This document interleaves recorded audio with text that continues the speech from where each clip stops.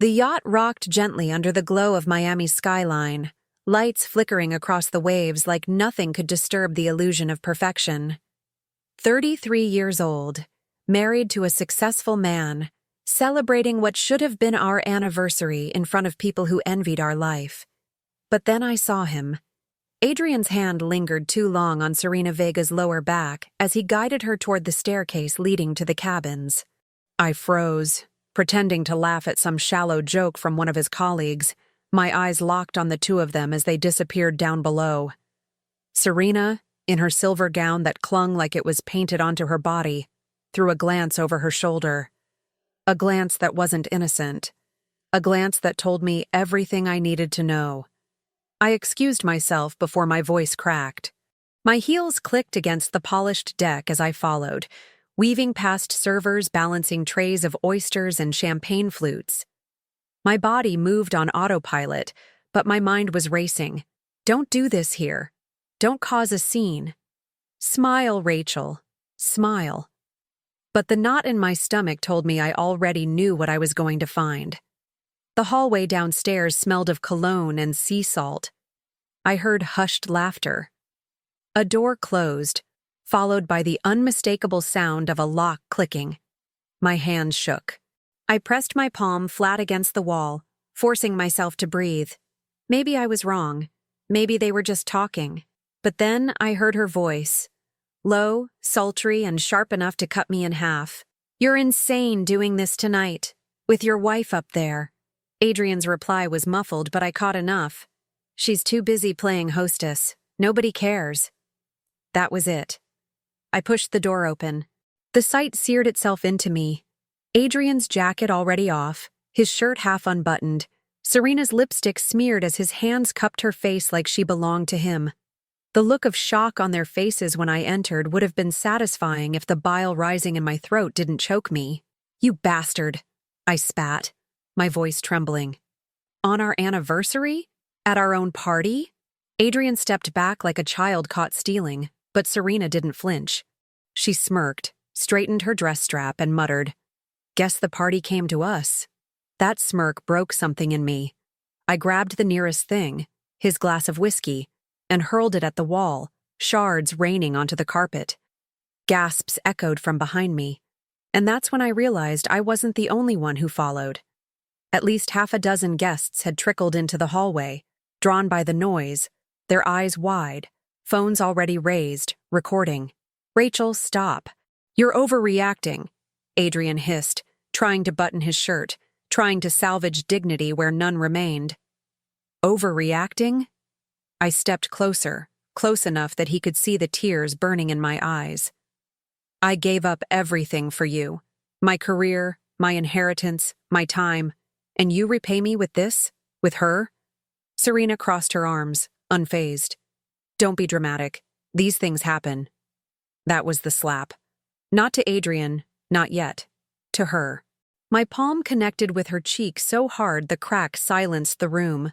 She staggered, mascara streaking. "You don't get to tell me what happens in my marriage," I snapped. Adrian lunged forward, grabbing my wrist. "Enough, Rachel. You're embarrassing yourself." I yanked free. "No, Adrian. I'm embarrassing you." The crowd murmured, whispers spreading like wildfire. Someone laughed nervously. Someone else muttered, "Oh my God, did you see that?" Phones tilted higher, capturing every detail.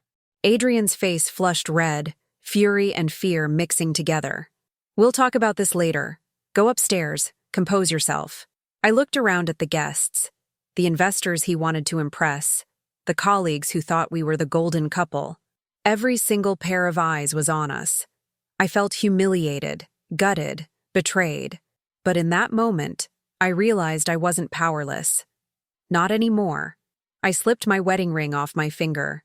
Slowly, deliberately, and without breaking eye contact, I dropped it into his unfinished glass of champagne sitting on the dresser. It clinked against the crystal, sinking to the bottom. "Consider that my resignation letter," I said, my voice steady now, cold and sharp as glass. Gasps rippled through the room. Serena stared at the ring in the glass, her smirk gone. Adrian reached for me, but I stepped back. No, you don't get to touch me again.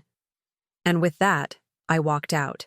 Past the gawking guests, past the flashing phones, past the life I thought I had. My legs felt like lead, but every step was powered by rage, betrayal, and a promise I made silently as I ascended back to the deck. This isn't the end. They think tonight was shocking? Tonight was only the beginning. I will burn down everything he built with my money, my trust, my love. I will take everything he values, his reputation, his wealth, his family, his pride, and leave him with nothing. By the time I reached the top deck, the cool night air hit me, drying the tears on my cheeks. I kept my head high as eyes followed me, whispers multiplying like wildfire. Some pitied me, some admired me, but none would forget what they had just witnessed. I didn't care anymore. I was done being the supportive wife. I was done being the quiet one. Adrian thought betrayal was his secret weapon. He had no idea the storm he just unleashed. Because from this night forward, my life was no longer about loving him. It was about destroying him. People looked at us and saw the picture-perfect couple. That was always the illusion. Adrian, the ambitious real estate developer with the million-dollar smile. Me, the supportive wife who seemed to float through parties in designer dresses as if life had been handed to me on a silver platter. But the truth? I built that platter. When my mom passed away 5 years into our marriage, she left me her house in Coral Gables and a modest inheritance. I could have kept it, rented it, or sold it, and used the money for my own career. Instead, I let Adrian convince me to use it as collateral to help him buy into his first real development project. He swore it was temporary, that once he found his footing, we'd be financially secure forever. I believed him because back then, I wanted to. Back then, I thought marriage meant sacrifice. I had a good job in marketing before all of this. I wasn't making millions, but I was proud of my career. I loved the independence, the late nights brainstorming campaigns, even the office politics. Adrian asked me to step back once Sophia was born. "We can't both chase careers," he said. "One of us has to hold down the fort." And of course, that one of us had to be me. I told myself it was fine. I adored Sophia, and being there for her first steps, her first words, her first day of school, I wouldn't trade that for anything. But somewhere in the middle of birthday parties and PTA meetings, I realized I'd traded my dreams for his. He got to play visionary. I got to play background character. The signs were always there, little cracks I chose to ignore. Business trips that stretched longer than they should. Serena Vega's name slipping into conversations a little too often. The way his phone was glued to his hand but face down on the table when I walked into the room. I pushed down the unease, told myself I was paranoid, told myself every marriage had rough patches. Adrian had a way of convincing me I was overreacting. If I questioned him about late nights, he'd sigh, frustrated, and remind me how hard he was working for us. If I asked about Serena, he'd laugh it off, say I was insecure. And I hated how easily I let those explanations calm me. It was easier to believe him than to believe my gut. But seeing him on that yacht, his lips on hers, confirmed what I had been denying for years. My instincts had been right all along. The night after the party, I sat on the edge of Sophia's bed, watching her sleep. 9 years old, her dark curls spread out on the pillow, her small hand clutching her stuffed dolphin. She stirred, opened her eyes, and whispered, "Mom, why were you crying at the party?" My chest tightened. I brushed her hair back and forced a smile. "Just something between me and Daddy. Go back to sleep." But Sophia wasn't fooled. She looked at me with eyes too wise for her age and said, "I heard Uncle Marco talking. He said Daddy was with that lady from his work. Is that true?" I froze. My brother had seen it too. The truth was already spreading. I couldn't lie to her. I just kissed her forehead and whispered, "Go to sleep, baby. I'll take care of it." Her trust in me was the final nail in Adrian's coffin. I wasn't just fighting for myself anymore. I was fighting for her future, her stability, her chance to grow up without thinking betrayal was normal. That's when I knew there was no going back. Adrian didn't just cheat on me. He gambled with my sacrifices, spat on my loyalty, and risked the one thing I could never forgive: our daughter's sense of safety. He thought he was untouchable, that money and charm could erase the damage. But he underestimated me. For years, I had been the woman behind the curtain, the silent partner. But silence can turn into fire when it's ignored long enough. And now that fire had found its fuel, the stakes weren't just my pride or my heart. They were financial, emotional, generational. My mother's legacy, my daughter's future, my own identity. If I didn't fight back, Adrian would walk away with everything I had poured into him, and Sophia would grow up watching her father treat women like they were disposable. No, not on my watch. I was done being quiet. I was done pretending. Adrian lit the match, but I was about to set the whole empire ablaze. The morning after the yacht party, I woke up in the guest room with a pounding headache and the bitter taste of betrayal still burning my mouth. The bed felt too big, too empty, and too cold, but I wasn't crying anymore. I was thinking. For the first time in years, I wasn't just reacting to Adrian. I was planning. I brewed a pot of coffee, sat at the kitchen island with my laptop, and opened up every account we shared. My hands shook as I typed in passwords, but when the numbers loaded across the screen, I felt steady again. Savings, checking, brokerage, credit lines, all with my name attached because of my inheritance. He had begged me years ago to co-sign everything, said it would make life easier. Now, it was going to make my revenge easier. I clicked through each one, transferring balances into accounts only I controlled. I called the bank and froze the joint credit card, feigning a stolen card story. The representative apologized for the inconvenience, and I almost laughed. Inconvenience. Adrian's face was about to go pale at the valet stand when his card got declined in front of his friends. Next came the lawyer. I dialed the number of the woman my friend Sophia, not my daughter, but my best friend since college, had recommended. Her name was Camila Torres, sharp, no nonsense, with a reputation for eating cheating husbands alive in divorce court. When I told her my situation, she didn't waste time with sympathy. She went straight to logistics: gather proof, protect your assets, get your child's needs documented. She gave me a list like a battle plan, and I promised her I'd follow it to the letter. After that call, I packed essentials. Not dramatically, not like some movie scene with me throwing clothes into a suitcase while sobbing. No, I was methodical. I folded Sophia's school uniforms, her pajamas, her favorite books. I packed my own clothes, documents, jewelry. I left Adrian's things untouched. Let him come home to a house stripped of everything that mattered. While I packed, my phone buzzed with messages. Adrian. Rachel, where are you? We need to talk. Don't make this bigger than it is. Every line made my blood boil hotter. Bigger than it is? He destroyed our marriage on a yacht full of witnesses, and he was worried about appearances. By late afternoon, I drove to my brother Marco's condo in downtown Miami. He opened the door, jaw tight, and pulled me into a hug without saying a word. When I saw the way his eyes glistened, I knew he'd been waiting for me to finally see Adrian for who he was. Stay as long as you need, Marco said, clearing space in the spare room. Sophia skipped past us with her backpack, relieved to be away from the tension at home. Watching her curl up on the sofa with her iPad, like nothing had happened, cut me deeper than anything Adrian ever did. Children adapt too quickly. I didn't want her to adapt to betrayal. That night, I sat at Marco's dining table with folders spread out like evidence in a courtroom drama. Birth certificates, property deeds, bank statements. I highlighted, flagged, documented. Camilla had told me, revenge isn't loud at the start.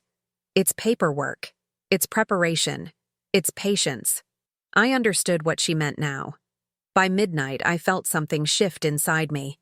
No more confusion. No more pleading. Just clarity. The next morning, Adrian finally called instead of texting. His voice was tight, forced calm. "Rachel, where are you?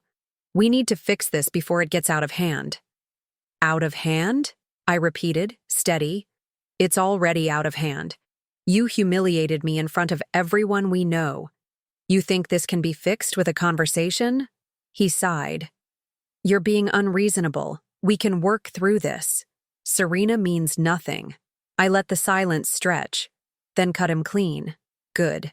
Because she's all you're going to have left when I'm done." I hung up before he could respond. The sound of that click was better than any apology he could have given me. It was the sound of control shifting. From him to me. He thought I would scream, beg, collapse. But instead, I was already moving, already setting fires he wouldn't see until it was too late. And this was only the beginning. The first cracks appeared faster than I expected. 2 days after the yacht party, Adrian tried to take a client to dinner at one of those pretentious rooftop restaurants in Brickell. I know because the server was an old friend of Marco's, and word traveled quickly. The bill came, Adrian slid his platinum card across the table, and it got declined. He laughed it off, handed over another, and that one got declined too. By the third attempt, the client excused himself to make a call, leaving Adrian sitting red-faced while the server politely asked if he wanted to try cash. He didn't have any. He left humiliated, and Miami's business scene eats humiliation like dessert. That night, my phone lit up with his fury. "What the hell did you do? Why are our accounts frozen? Do you have any idea what this looks like?" I didn't respond. Let him stew. Silence was louder than anything I could have said. Meanwhile, Serena's name started popping up in conversations I wasn't even part of. A friend of mine texted, "Is it true Adrian was with his boss on the yacht?" Another messaged, "Girl, I heard Serena walked out of a meeting today because someone called her a homewrecker under their breath." I pictured her sharp heels clicking across polished office floors, her flawless smile cracking as whispers followed her like perfume. For a woman who thrived on image, this was poison. And Adrian was the one who handed her the glass. At Marco's place, I tried to keep things normal for Sophia. I drove her to school, packed her lunches, helped with homework at the dining table. But even she noticed the tension. One afternoon she asked, "Is Daddy mad at you?" I kept my voice calm. "Daddy made some mistakes, but I'm making sure we're okay." She looked at me, long and serious, before nodding. "Good. Because I don't like when you cry." Her words burned deeper than any insult Adrian could throw at me. That's when I knew this wasn't just revenge anymore. It was war for her peace of mind. By the end of the week, Adrian finally found where I was staying. He showed up at Marco's condo unannounced, pounding on the door like he owned the building. Marco answered first, blocking the doorway with his broad shoulders. "You're not welcome here," Marco said flatly. Adrian sneered. "Move, Marco. This is between me and my wife." I stepped into view, arms crossed. "Ex-wife in progress." His eyes flicked to me, wild with frustration. "Rachel, we need to talk. You can't just run off with my kid and empty our accounts. Do you know how insane you look right now?" I laughed, sharp and bitter. "Insane? Adrian, you paraded your affair in front of a yacht full of people, and you're worried about how I look." His jaw tightened. It wasn't what it looked like. The audacity almost made me choke. "Really? Because it looked exactly like your tongue down your boss's throat." Behind him, a couple walking their dog slowed down, recognizing him. I saw the flicker of embarrassment in his eyes when he realized his meltdown wasn't private. "Rachel, please." He lowered his voice, trying to sound calm. "You're blowing this out of proportion. Serena doesn't mean anything."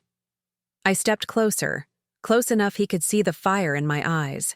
"Then she can keep you company while your cards decline, your friends disappear, and your reputation burns. Because from where I'm standing, she's all you've got left."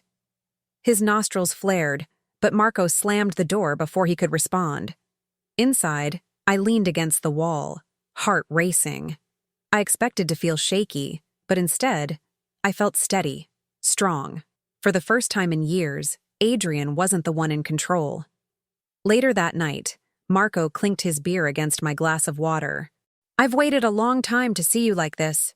Not crying, not doubting yourself, just done with him. I'm not just done, I said. I'm dismantling him, and I meant it. Over the next week, the ripple effects spread further. Adrian's colleagues began avoiding him, afraid of the scandal staining their names. A cousin of his called me saying, "People are talking, Rach.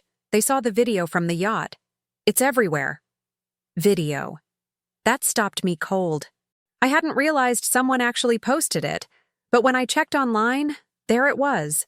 A blurry clip of me storming into the cabin, Serena's slap, the ring dropping into champagne. It already had thousands of views on TikTok under the caption, "When the wife catches you at your own anniversary party." Comments ranged from cheering me on to roasting Adrian and Serena. Humiliation travels fast in the digital age, and Adrian was drowning in it. For years, he told me I was overreacting, too sensitive, too emotional. But now, for the first time, the world was reacting with me. His charm couldn't spin this. His money couldn't bury it. And as I tucked Sophia into bed that night, I whispered to myself, this was only the beginning. If the yacht was the first explosion, this was the aftershock that left no doubt. A week later, Adrian called, insisting we talk like adults. His words, not mine. Against my better judgment, I agreed to meet him for lunch. Not because I wanted closure, but because I wanted witnesses. I picked a restaurant on Lincoln Road where half of Surfside seemed to congregate on weekends. I arrived 10 minutes late on purpose, heels clicking against the tiled floor, every eye following me as the hostess led me to the table. Adrian was already seated, nervously scrolling his phone, a half-empty glass of wine in front of him. He looked thinner, worn down, and for a second I saw the man I once loved.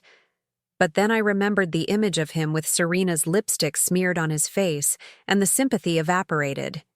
He stood as I approached, trying for charm. "Rachel, you look great." "Save it," I said, sliding into my chair. "Say what you need to say." He leaned in, lowering his voice. "Look, I messed up. But we can fix this. We don't need to drag our lives through the mud, especially not for Sophia's sake." The mention of our daughter made my blood boil. "Don't you dare use her to clean up your mess." People were already watching us. A woman at the next table pretended to stir her iced tea while clearly eavesdropping. "Good. Let them listen." Adrian tried again. "I've ended things with Serena. It was nothing, really. Just a distraction. You know how stressful my work is." I almost laughed. "A distraction? That's what you call betraying me in front of investors, friends, and our child's godfather?" His face tightened. "You're blowing this out of proportion. If you keep making a scene, people will stop respecting you." That was it. I pulled my phone from my bag, opened the folder Camilla helped me compile, and laid it flat on the table. Bank records, screenshots, hotel receipts, photos. I slid them across to him, one by one, like cards in a poker game. His face drained with each one. "You think I look bad?" I said, voice carrying just enough to reach nearby tables. "No, Adrian. You're the one who looks bad. You're the husband who drained his wife's inheritance, the father who risked his daughter's stability, the man who thought screwing his boss made him powerful." The air around us shifted. People weren't just watching anymore. They were hanging on every word. A man 2 tables over pulled out his phone. Adrian's voice broke. "Rachel, keep your voice down." "No," I said, standing up. "I stayed quiet for years while you built your empire on my sacrifices. But now, everyone deserves to know exactly who you are." And then I delivered the line I'd been saving, sharp as a knife. "You don't have a wife anymore, Adrian. You have an audience." The restaurant erupted. Gasps, whispers, someone even clapped. Adrian sat frozen, pale, hands shaking as he tried to gather the papers. But it was too late. Phones were up, recording every second. I picked up my bag, looked him dead in the eye, and said, "Enjoy the show." Then I walked out. By the time I reached the street, my phone buzzed non-stop. Clips of the confrontation were already online. Hashtags spread faster than wildfire. Wife wins. Hash boss mistress. Hash yacht guy. The video of me sliding those documents across the table hit Twitter before I even got home. Adrian had wanted to fix things quietly. Instead, he got a public trial, and the verdict was humiliation. And this was only the second act. Adrian always believed he could spin anything. That was his gift, turning lies into charm, betrayal into misunderstanding. But charm doesn't stand a chance against the internet. 2 days after the restaurant incident, his face was everywhere. Clips of me sliding those documents across the table had gone viral. Strangers stitched the video with commentary, laughing at his stunned expression. One TikTok with 3 million views replayed me saying, "You don't have a wife anymore, Adrian. You have an audience." The caption read, "Queens don't cry, they collect receipts." Adrian tried to fight back. He went live on Instagram, sitting in his pristine home office, pretending like nothing was falling apart. His tone was rehearsed, soft, almost pleading. "Don't believe everything you see online," he said, eyes locked on the camera. "My wife and I are working through personal issues. We ask for privacy during this difficult time." But the comments scrolling up the screen told a different story. "Bro, she caught you on your own yacht." "Privacy? You made it public." "Where's Serena? Did she ghost you too?" Within minutes, clips of his live were circulating with mocking voiceovers. Someone even auto-tuned his speech into a parody song. He thought he was controlling the narrative, but all he did was feed the fire. And then came the leaks. Camilla had warned me, "If he tries to play the sympathy card, you drop the hammer." So I did. Screenshots of text messages between Adrian and Serena. Emails where he used company funds to book hotel rooms. One receipt showing a Valentine's dinner charged to the corporate account. None of it came directly from me. Let's just say friends of friends helped make sure those files landed in the right inboxes. By the next morning, the Miami Herald ran a piece. Real estate developer Adrian Zadora faces allegations of misconduct and affair with supervisor. CNBC picked it up by evening.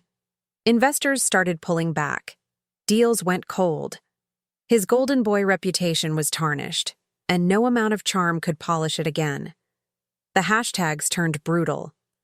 Adulterous Adrian, Cars boss mistress, Ashed yacht scandal. Someone even started selling t-shirts online with "You have an audience" printed across the front. Serena didn't escape the storm. An anonymous account leaked photos of her entering hotels with Adrian. Her firm's HR was forced to announce an internal investigation. She locked her socials, but by then, screenshots of her past posts, bragging about being a self-made woman, were plastered everywhere with clown emojis. Adrian called me late one night, his voice strained.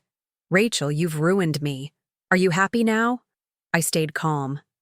"Not yet," he begged. "Please stop feeding them. I can't walk into my office without whispers. Investors are bailing. I'm losing everything." "That's not my doing," I told him. "That's yours. Actions have consequences. You just finally ran out of ways to hide them." And I hung up. The next morning, I dropped Sophia at school, and one of the moms approached me in the parking lot. "I just want to say, you're an inspiration," she whispered. "Most women would have stayed quiet, but you fought back." Her words stuck with me. This wasn't just my story anymore. It was a public reckoning, a reminder to every woman who had ever been silenced that silence isn't the only option. By the end of the week, Adrian was radioactive. Clients ghosted him, colleagues unfollowed him. Even old friends started blocking him to avoid guilt by association. He once told me, "Reputation is everything in this city." Now he was finding out what it meant to lose it. And as I watched the chaos unfold from the safety of Marco's condo, I realized something important. I didn't even need to lift a finger anymore. The world had already decided whose side it was on.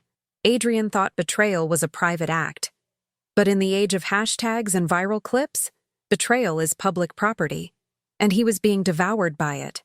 The internet had already dragged Adrian through the mud, but I knew humiliation wasn't enough. If I wanted true closure, I needed permanence.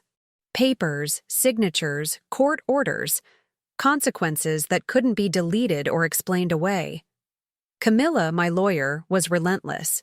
We hit him from every angle: custody, property, finances. You want justice?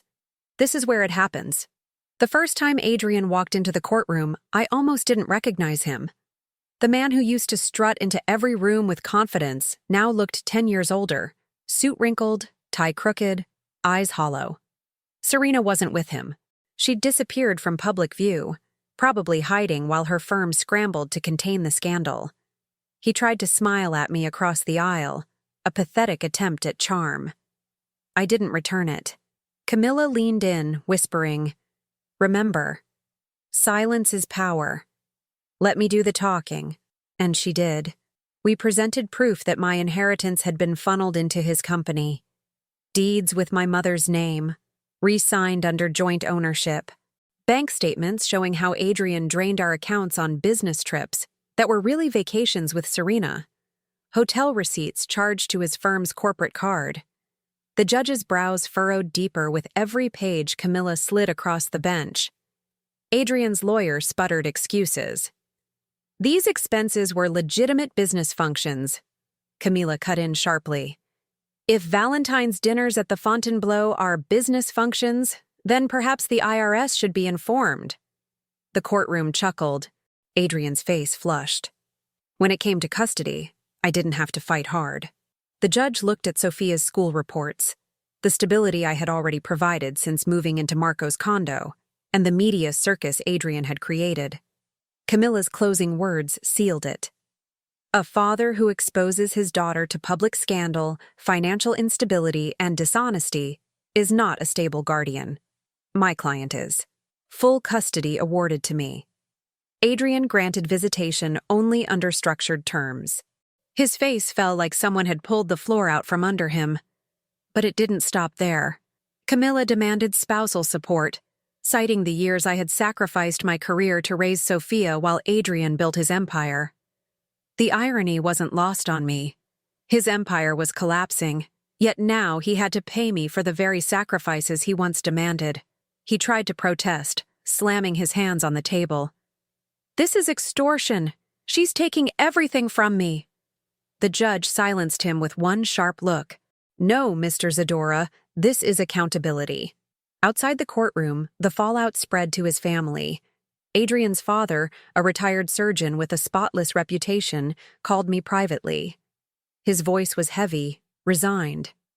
"Rachel, I can't believe what he's done. I raised him better than this. I want you to know you have my full support.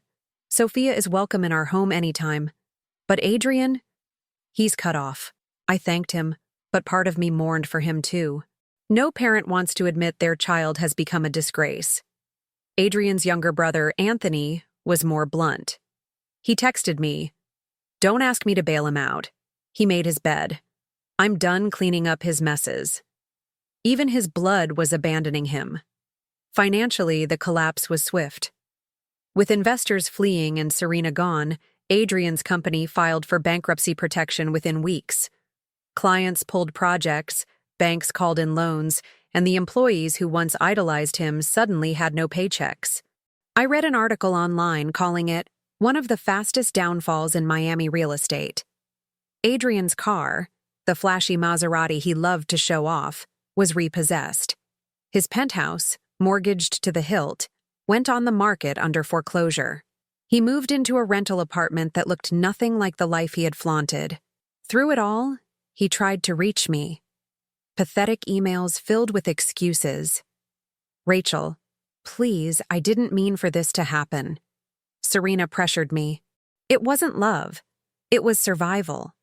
We can fix it." Fix it? He thought betrayal, lies, and public humiliation could be patched like a leaky roof. I never replied. What truly twisted the knife wasn't the money or the property. It was watching Serena unravel. Word spread that she was forced to resign after the HR investigation confirmed the misuse of funds. She tried to launch a consulting business, but the internet followed her. Every LinkedIn post flooded with comments. Homewrecker, mistress, cheater. Her name was radioactive. Her career finished. I didn't have to lift a finger. The world had decided her fate. One evening, after tucking Sophia into bed, I sat on Marco's balcony overlooking the city. The skyline glittered, but I wasn't thinking about lights or money. I was thinking about freedom. For the first time in years, I felt like my life wasn't tied to Adrian's choices. Marco joined me with 2 glasses of wine. "You did it, Rach," he said. "Not yet," I replied. He still has to face himself. The final blow came during the last court hearing. Adrian begged for leniency and spousal support, claiming he had nothing left. Camilla didn't flinch. "Your Honor, my client deserves stability after years of sacrifice. If Mr. Zadora has nothing left, it's because of his own reckless behavior. The law is clear." The judge agreed. Support payments were locked in. Adrian slumped into his chair, defeated. That was the moment I saw it. The realization dawning on him that he had truly lost. Not just me, not just Sophia, not just the money. He had lost his image, his family, his power. Everything he thought defined him was gone. I walked out of that courtroom lighter than I had felt in years. Adrian once told me, "You'd be nothing without me." Now the world could see the truth. He was nothing without me. And that was the sweetest justice of all. It happened on a Sunday afternoon, the kind of day when Miami felt deceptively calm. The sky was clear, the air heavy with salt, and I was walking out of a cafe with Sophia when I saw him waiting on the sidewalk. Adrian. He looked nothing like the man who once held court at yacht parties. His shirt was wrinkled, his hair unkempt, and there were shadows under his eyes that no amount of sleep could erase. He shoved his hands into his pockets when he saw me, as if trying to appear smaller, less threatening. "Rachel," he said quietly, his voice cracking. "Can we talk?" I felt Sophia stiffen beside me. I squeezed her hand and nodded toward Marco, who had joined us for coffee. "Take her home," I said softly. Sophia looked at me with wide eyes, but I kissed her forehead. "It's okay, baby. I'll be right behind you." Marco gave Adrian a look that could kill before walking away with her. Once they were out of sight, I turned back to the man I had once called my husband. "What could you possibly have left to say?" I asked flatly. He took a shaky breath. "I've lost everything, Rachel. The company, the cars, the house. Serena's gone. My own family won't return my calls. I'm living in a rented 1-bedroom. Do you understand what that feels like? To go from everything to nothing?" I crossed my arms. "Yes, Adrian, I do. Because you did it to me first." He flinched like I'd struck him. "I know, and I'm sorry. God, I'm so sorry. I was stupid, selfish. I thought I was untouchable, but I see it now. I ruined the only thing that mattered. You, us, Sophia." His voice cracked on her name. For a brief second, I almost saw sincerity. But sincerity doesn't erase betrayal. "You humiliated me in front of the world," I said, my voice steady. "You turned our life into a circus. And now you want what? Forgiveness?" He shook his head quickly. "No, I know I don't deserve forgiveness. But maybe a second chance. For Sophia's sake, for us to try again. I swear, I'd do it differently this time." I laughed, bitter and sharp. "A second chance? Adrian, you didn't just break a vow. You annihilated it. You torched everything we built, and then stood in the ashes asking why it was so cold." He reached into his pocket and pulled out a folded photo. Sophia, at age 3, grinning with ice cream smeared across her face. He held it up like it was proof of something. "This is what we had. This is what I lost. Please, Rachel, don't shut the door forever." I stared at the photo, my throat tight. But then I remembered Sophia's words in the dark that night after the yacht. "I don't like when you cry." I hadn't cried since. And I wouldn't start now. "You already shut the door, Adrian. You slammed it yourself when you chose Serena, when you chose greed, when you chose yourself over your family. I'm not here to reopen it. I'm here to make sure it stays locked." He stepped closer, desperation in his eyes. "I'll change. I'll go to therapy. I'll get a regular job, anything. Just tell me what I have to do to fix it. I held his gaze, unflinching. You can't fix it. Because the damage isn't a crack in the wall. It's the foundation. And the man who built that foundation was you. His shoulders sagged, tears spilling down his cheeks. So that's it? After all these years? After everything we shared, you're just going to walk away? I took a step forward, lowering my voice so only he could hear. No, Adrian, I'm not just walking away. I'm walking forward. Without you. That's the difference. He opened his mouth to speak, but I stopped him with the line that had been sitting on my tongue for weeks, the one I knew would end this once and for all. You're the architect of your own destruction. The words landed like a hammer. He froze, eyes wide, mouth slightly open, and for the first time, I saw the truth settle in his bones. Not anger, not defiance, just realization. I turned and walked away, heels clicking against the pavement. I didn't look back, not once. I didn't need to. The past was behind me, begging on a street corner, and the future was mine to claim. When I reached the corner, Marco's car was waiting. Sophia sat in the back seat, waving at me through the window. I climbed in, shut the door, and exhaled a breath that felt like release. As we drove away, I glanced out the window one last time. Adrian stood there alone, clutching that photo of our daughter like a lifeline. But I knew better. That photo wouldn't save him. Nothing would. Because the truth about destruction is simple. It always starts with the builder. And Adrian had built his own ruin, brick by brick. A year later, I barely recognized my own life. I stood on the balcony of my new townhouse in Surfside, coffee in hand, watching Sophia ride her bike down the quiet street. Her laughter carried in the breeze, light and unburdened. She was thriving, better grades, new friends, a confidence I hadn't seen in years. Sometimes I wondered if my strength had given her permission to find her own. As for me, I'd taken all the energy I once poured into Adrian's ambitions and turned it inward. With Marco's help, I started a boutique marketing agency, the career I'd abandoned years ago. Clients came quickly, some because they admired my grit, others because they'd seen my name trending online. What Adrian once used to define me as just his wife had become my own brand, my own foundation, and this one couldn't be taken away. The townhouse wasn't flashy, but it was mine. Every piece of furniture, every photo on the walls, every decision had my fingerprints. No compromises. No shadows of betrayal. Just freedom carved into every corner. Sometimes people asked me if I missed him. The truth? I missed the idea of him, the man I thought I married, not the one I caught in that cabin. That version of Adrian had been gone long before the yacht party. I heard about him now and then, through whispers. He was spotted bartending at a dive bar in downtown Miami, or couch surfing with old acquaintances. His name no longer commanded respect in real estate circles. It drew pity and rolled eyes. Serena had vanished completely. Some said she moved out of state, others that she was quietly selling houses under a different name. Either way, they were both relics of a story that no longer belonged to me. The woman I was a year ago, crying in the dark, doubting herself, clinging to hope he'd change, she was gone too. What remained was a woman who had learned that destruction can be a gift. Sometimes you have to watch something crumble to see what you're capable of building. On the anniversary of the yacht party, Marco brought over a bottle of champagne. To freedom, he toasted, grinning. I laughed. To transformation.